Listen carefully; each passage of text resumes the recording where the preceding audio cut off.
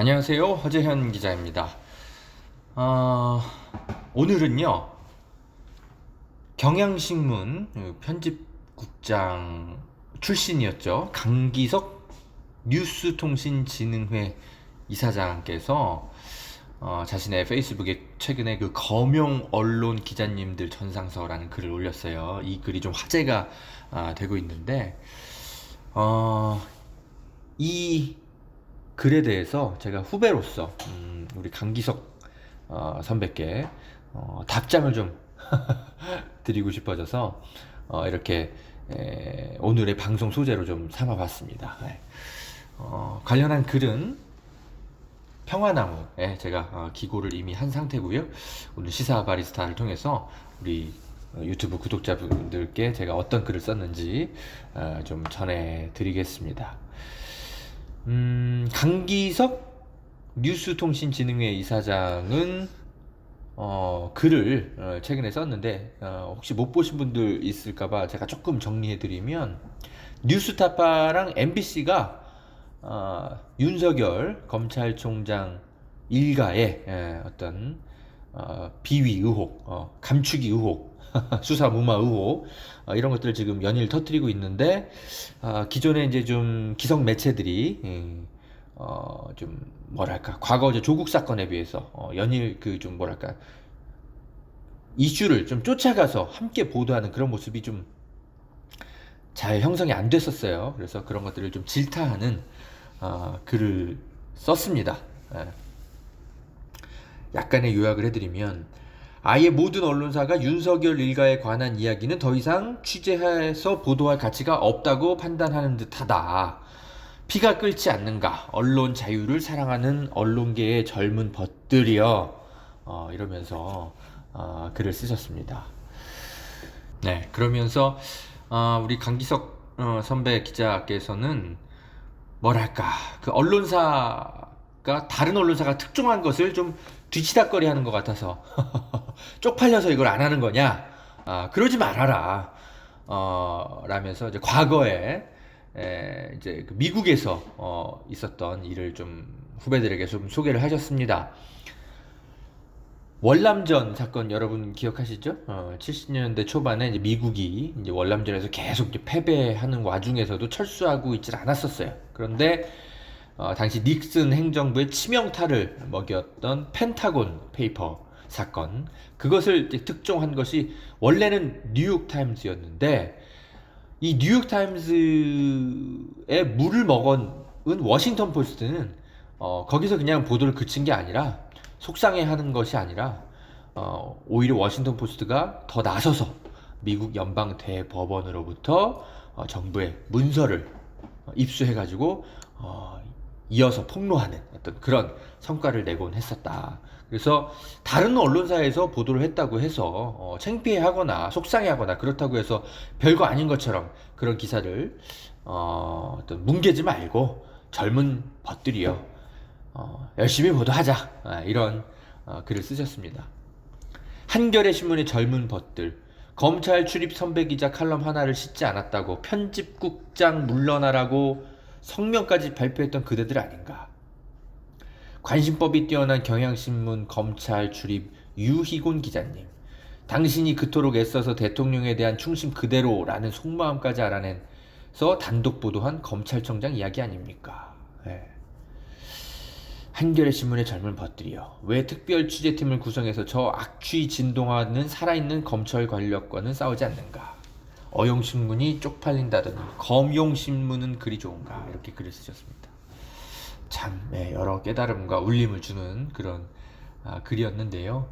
당연히 한겨레, 경향, 지금 현직에 있는 우리 후배 기자들이 답신을 쓸 수 없겠죠.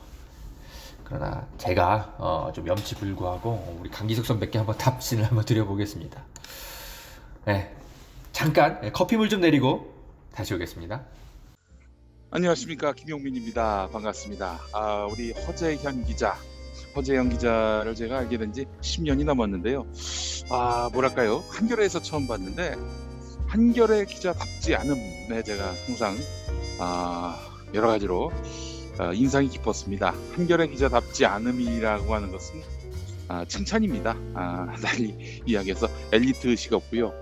사회적 약자에 대한 따뜻한 시선을 항상 가진, 어쩌면 한겨레가 회복해야 할 그런 가치가 아닐까 하는 생각이 드는데 말이죠.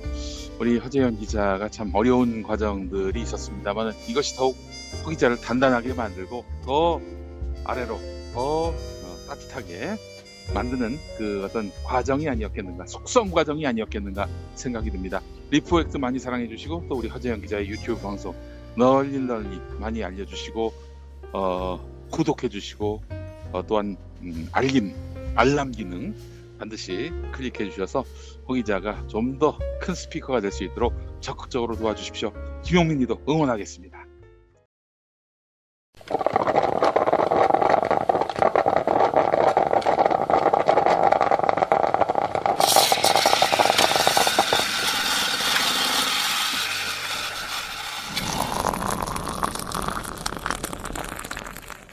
네, 허재현 기자입니다.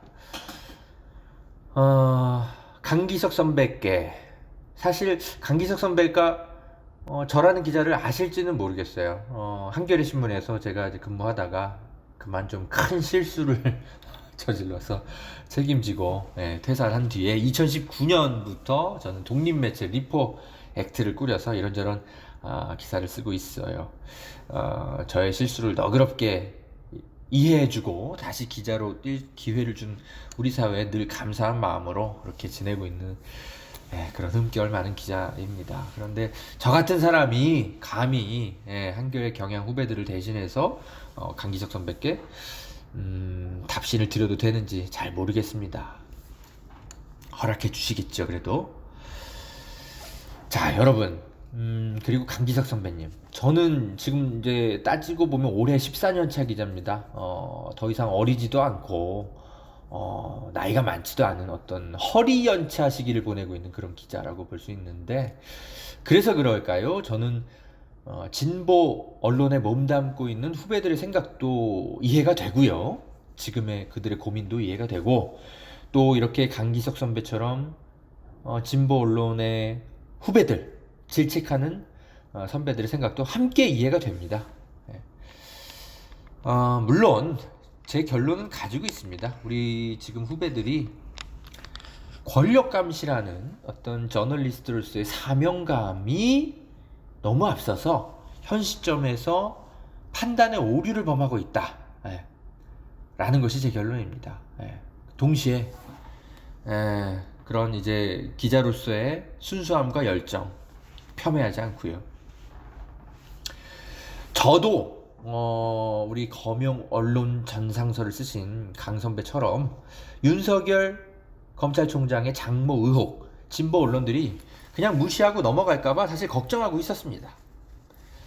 그래서 제가 뭘 했냐면, 만약에 한겨레 법조팀에서 이 검찰의 눈치를 보거나 혹은 강기석 이제 선배 분석처럼 타사에 그냥 물먹은 게 속상해서 애써 큰 뉴스가 아닌 것처럼 그렇게 다루려고 한다면 저라도 나서서 취재를 좀 해야 되는 거 아닌가 고민하고 있었습니다. 그래서 저도 그 윤석열 장모 의혹을 제기하는 핵심 제보자를 전화를 해서 접촉을 이미 한 상태였습니다. 그래서 그분에게 얘기를 듣고 이게 더 취재를 할 만한 가치가 있는 사안인지 아닌지 베테랑 기자로서 좀 판단을 해가지고 정리해서 제가 기사를 쓰든 아니면 한겨레 편집국에 우편으로 보내줄 계획이었습니다. 그런데 다행스럽게도 이번 주부터 한겨레 우리 법조팀에 아주 유능한 기자 한 명 있어요. 최우리 후배 기자, 제 후배인데 후속 보도를 이어가고 있더라고요. 그래서 저는 더 이상의 이제 취재는 하지 않고 있습니다. 어차피 저의 목적은 한겨레나 경향이 이 문제를 뭉개버릴까봐, 그거를 좀 못하도록, 그렇게 하지 못하도록 좀 채찍질하는 역할을 하려는 역할이었기 때문에, 목적이었기 때문에 한겨레가 이렇게 열심히 나서주기 시작하면 굳이 뭐 제가 똑같은 보도를 할 필요는 없죠. 그렇습니다. 그래서 전 지금 한겨레가 그나마 윤석열 장모 의혹 보도를 이어가고 있는 것을 좀 다행스럽게 생각하면서 격려하고 있습니다.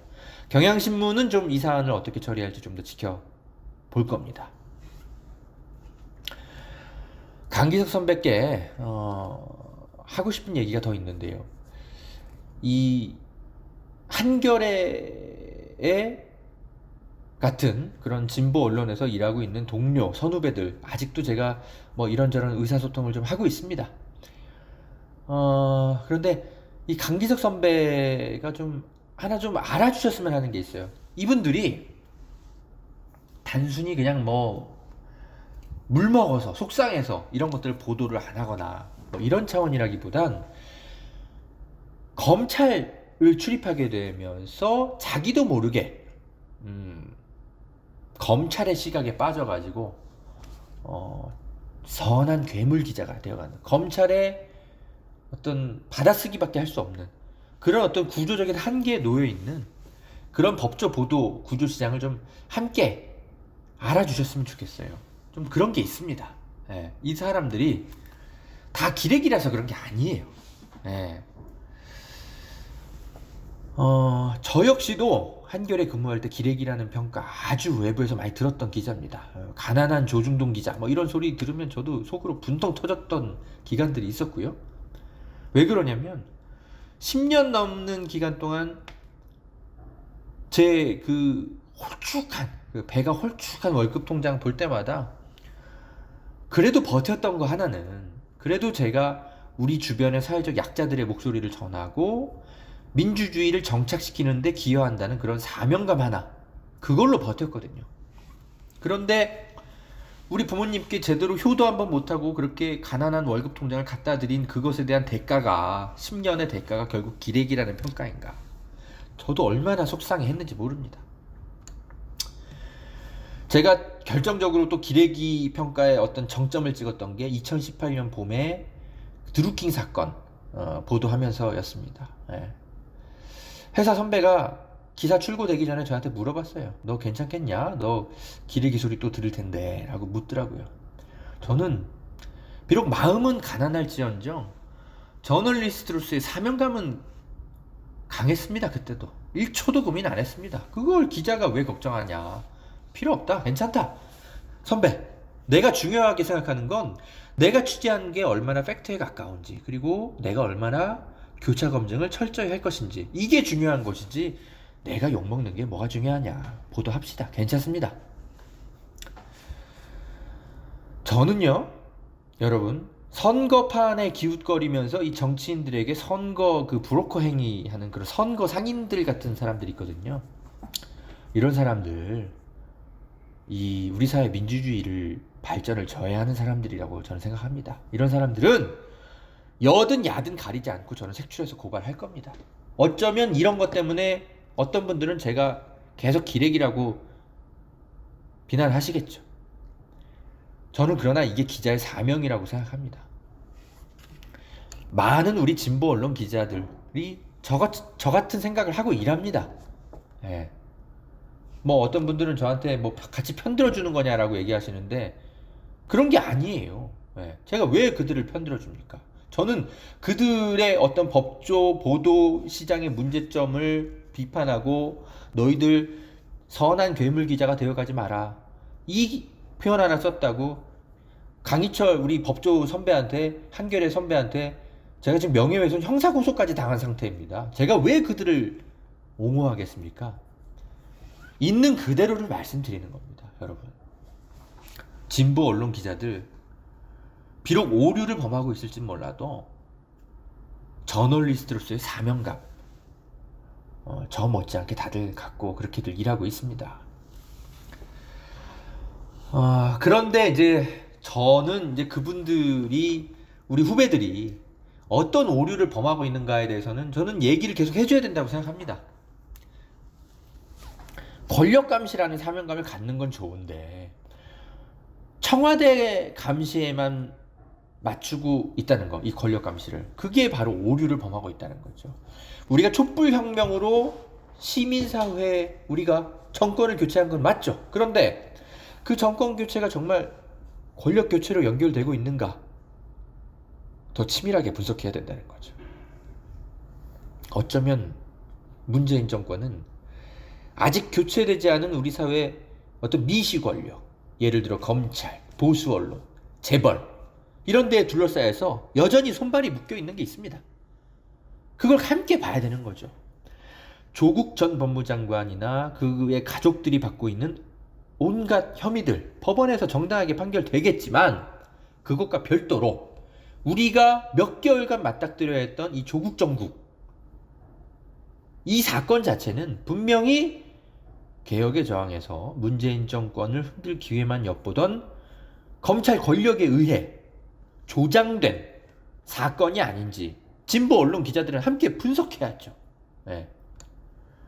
그거를 잘 못하고 있다는 게 저는 오류라고 보는 겁니다. 네. 아마 경향신문 법조팀의 유희공 기자도 그런 생각인 것 같아요. 나는 국정농단 사건 때나 지금이나 똑같이 권력 감시하고 있는데 왜 나보고 뭐라 그러냐. 이 친구는 이런 인터뷰를 하거든요. 본인이 어떤 오류를 범하고 있는지 모르는 거예요. 네. 그래서 저는 이런 법조 기자들을 선한 괴물 기자라고 지칭을 한 겁니다. 그것 때문에 지금 제가 고소당해서 지금 수사받고 있지만 제가 왜 그분들을 옹호하겠습니까? 그분들이 그냥 오류를 짚을 뿐입니다. 강 선배님, 저도 한겨레 법조팀에서 근무할 때 검찰 수사 속보 타사랑 막 경쟁하면서 곰비인비 이 검찰에 잘 보이고 싶은 검용 기자가 돼가는 제 모습을 보고 놀란 적이 있습니다. 그래서 제가 그때 깨달은 게 뭐냐면 이 진보 언론 법조 기자들의 검찰 편향성에 대한 문제를 바꾸려면 기자 개개인들을 기레기라고만 욕하고 막 그럴 게 아니라 그들이 사로잡혀 있는 검찰 편향적인 보도시장 구조를 바꿔줘야 한다고 주장하는 겁니다. 제가 지금도 한겨레 법조팀에서 근무하고 있다면 과연 저라고 다를 수 있을까요? 저는 속단할 수 없습니다. 네. 선배님의 글에는 이 분석이 빠져있는 것 같아서 그래서 제가 좀 감히 설명을 드려보았습니다. 그런데 강 선배님 그리고 여러분, 제가 진짜 하고 싶은 얘기가 따로 있어요. 지금까지 한 번도 바깥에 하지 않았던 노무현 전 대통령에 대한 이야기입니다. 그 이야기는 잠시 쉬었다가 말씀드리겠습니다.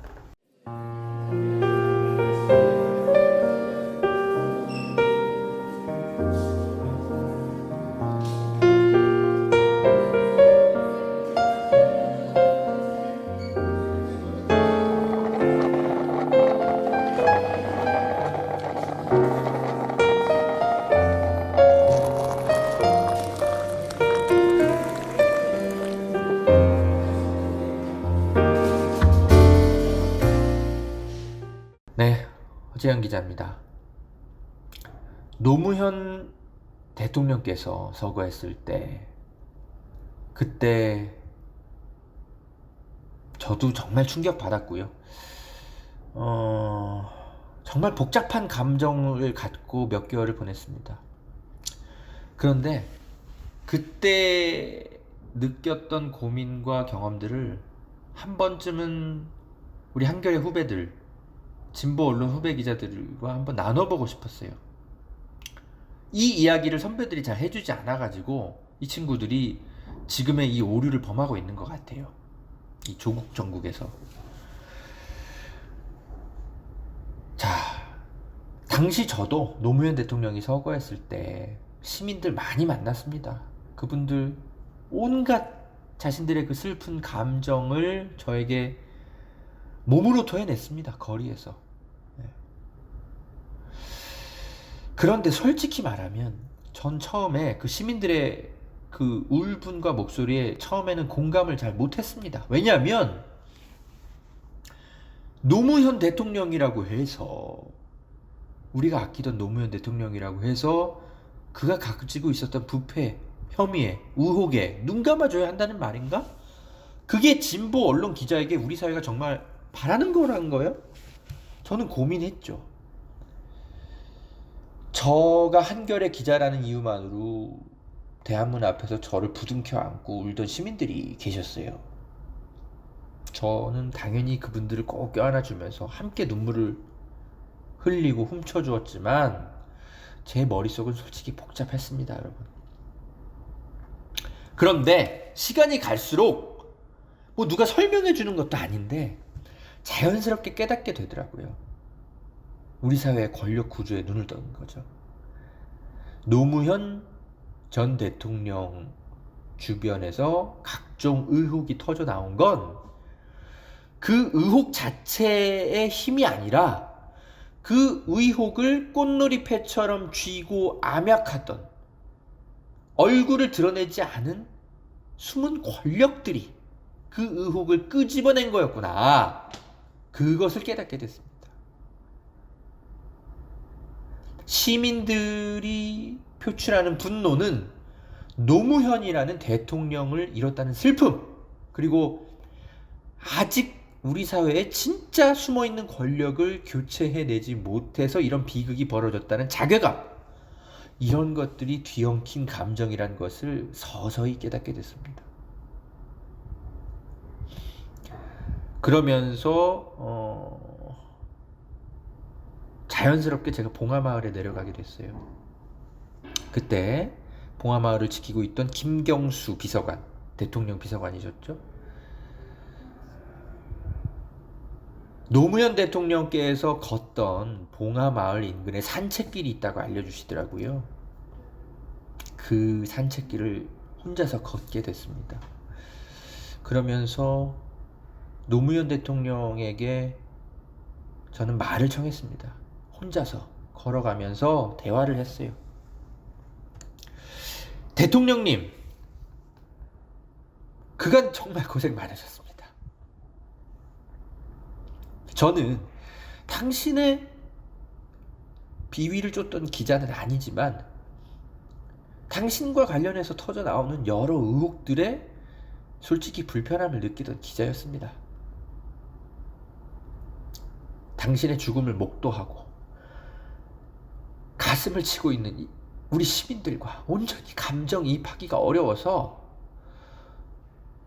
힘들어했던 기자였습니다.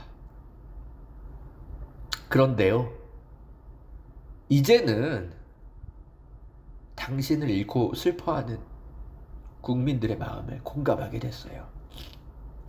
그래서 저 혼자만의 장례를 치르러 여기 왔습니다.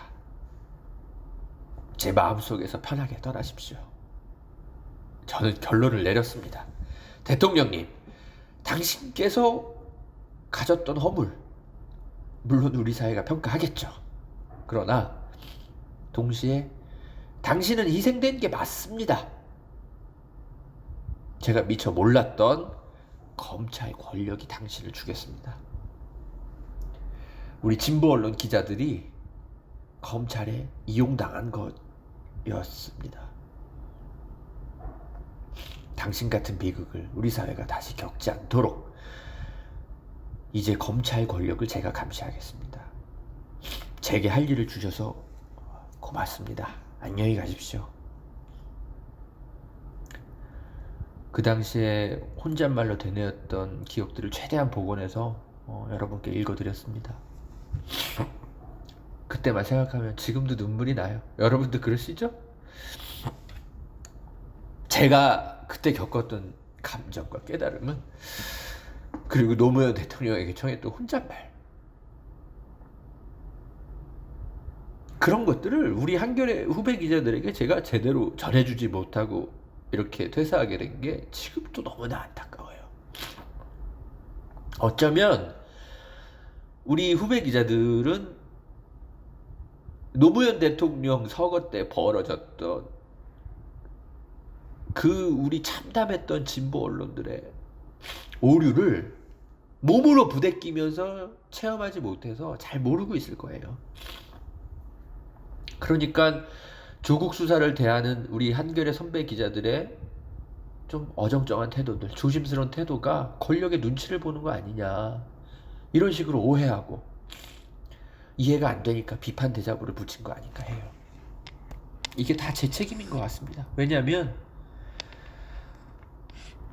저 같은 연차의 기자가 후배들에게 해줄 얘기를 제대로 못 해줘서 이런 지경까지 오게 된 거 아닌가 싶어서 자책이 들어요. 후배들의 대자보를 보고 우리 한겨레 선배들에게 제가 전화를 걸었어요. 왜 선배들이 후배들한테 그때 노무현 대통령 서거 당시에 그때 깨달았던 참담했던 오류들로부터 얻은 경험을 왜 가르쳐 주지 않냐? 그러니까 얘들이 이런 대자보를 쓰는 거 아니냐? 물어봤어요. 근데 우리 선배들의 대답은 그냥 부끄럽다는 대답밖에 안 하더라고요. 에이. 여러분 참 설명해주고 싶은 게 있는데 한겨레는 선배라고 해서 후배들을 일방적으로 막 가르치거나 그런 어떤 훈계하는 문화가 아예 없어요. 참 민주적인 공간이에요. 그러다 보니까 선배들이 후배들을 가르치질 않는 거예요. 스스로 깨닫기만을 바라는 거죠. 저도 그랬습니다. 저도. 제가 2017년, 2018년 그때 입사했던 신입 후배 기자들, 우리 한겨레 신입 기자들을 직접 교육을 담당했던 책임자였습니다. 경찰청 바이스였으니까 보통 그런 일 하거든요. 그때 저는 기자로서의 소양 뭐 이런 것들을 후배들에게 가르치지 않았어요. 그냥 기능적인 교육만 시켜줬어요. 기사를 어떻게 하면 잘 쓰고, 어떻게 하면 취재원과 친해지고, 또는 취재의 벽에 부딪혔을 때 어떻게 하면 쉽게 돌파하면 되는지 이런 것들 가르쳐줬어요. 그게 그냥 제 할 일이라고 생각했습니다. 기자로서 가져야 하는 사명감과 세계관 이런 것들은 어차피 기자 각자의 개인이 만들어가야 되는 거지. 저 같은 선배가 회사 먼저 좀 들어왔다고 꼰대처럼 가르쳐준다거나 이끌어주는 게 바람직하고 어떤 민주적이지 못하다고 저는 생각했어요. 물론 저는 후배들에게 그래서 어떤 측면에서는 인기가 좋았던 선배였어요. 혼내지 않으니까. 그리고 정말 그 배움의 의지가 크고 딱 봐도 기자로서의 결이 너무나 고운 후배들이어서 저 역시 그냥 이 친구들을 믿었죠.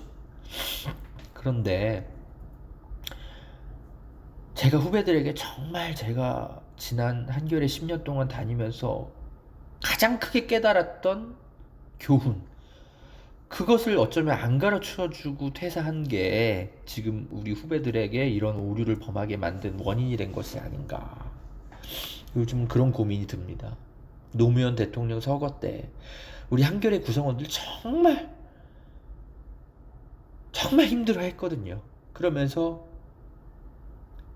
회의도 하면서 태스크포스 꾸려가지고 어떻게 하면 이런 오류를 다시 범하지 않을까, 법조 기사를 어떻게 하면 개혁시킬 수 있을까, 룰을 만들고 했었거든요. 그 과정들을 우리 후배들에게 단 하나도 제가 전해주지 못한 거예요. 제가 이제 와서 후배들에게 이걸 알려주려고 뭐 연락을 하자니 제 스스로가 지금 너무나 부끄러운 처지가 되어서 지금은 후배들에게 전화조차 못합니다. 그래서 너무 속상하고 죄책감이 들어요. 그래서 마침 강기석 선배께서 그런 글도 써주시고 하셔서 우리 강기석 선배께도 말씀드리고 우리 진보 언론 후배 기자들에게도 꼭 이런 이야기를 뒤늦게나마 드려야 되겠다 싶어서 이런 글과 방송을 준비해봤습니다. 시민들이 우리 편이니까 조국을 옹호해주고 이런 게 결코 아닙니다. 노무현 대통령을 잃었을 때 그 경험들, 그때의 진보 언론들의 오류들 다시 반복하고 싶지 않아서 그러는 거예요. 계속 강조하지만 정권을 바꿨다고 해서 우리 사회의 권력이 바뀌었다는 착각을 해서는 안 돼요. 자, 그러면서도 동시에 여러분 이 말씀 꼭 드릴게요. 진보 언론 비판하십시오. 괜찮습니다. 저도 하고 있잖아요. 고소까지 당하면서. 그런데 그렇다고 해서 진보 언론을 버리지 마세요. 대한 언론만을 추종하시는 것 역시 또 다른 부작용을 낳을 수 있습니다. 안타깝게도 일부 대한 언론들이 특정 어떤 정치 진영의 목소리만 전하는 경우들이 있어요. 여러분 그런 것만 보시면 또 다른 외눈박이가 됩니다. 허재현 기자의 시사 바리스타 들으면 속 시원하시죠? 전 여러분들 불편할 만한 얘기들을 가려서 하고 있어서 그래요. 그런데 한겨레 바깥에서 제가 아무리 여러분 듣기 좋은 소리 많이 해드린다고 해도 제가 한겨레의 대체제가 돼서는 안 돼요. 저는 한겨레 같은 큰 언론사가 미처 하지 못하는 이야기들을 대신 하고 취재하는 일종의 보완제인 겁니다. 저는 한겨레의 대체제가 돼서는 안 돼요. 그래서 저 같은 대한 언론 보완제로서 소비하시면서 또한 한겨레 같은 진보 언론의 목소리도 함께 경청하세요. 그래야 여러분 균형 감각을 갖추실 수 있습니다. 제가 한겨레를 대체하기에는 너무나 흠결이 많고 부족한 기자입니다. 강기석 선배가 건강하셨으면 좋겠어요. 예, 이런 분들의 고견이 많이 필요한 시대입니다. 예, 우리 진보 언론이 검용 언론으로 전락하지 않도록 저도 열심히 강기석 선배 옆에서 뛰겠습니다. 오늘 시사 바리스타 검용 언론 전상서에 대한 우리 강기석 선배께 후배 기자로서 답변 드리는 순서로 가져봤습니다. 이 방송을 또한 그러나 강기석 선배 외에도 많은 우리 진보 언론을 아끼는 우리 시민 여러분 그리고 후배 우리 기자 여러분 함께 들어주셨으면 좋겠어요. 여러분들의 저널리스트적 양심을 저는 믿고 있습니다. 네, 여기까지 하겠습니다. 허재영 기자였습니다. 감사합니다.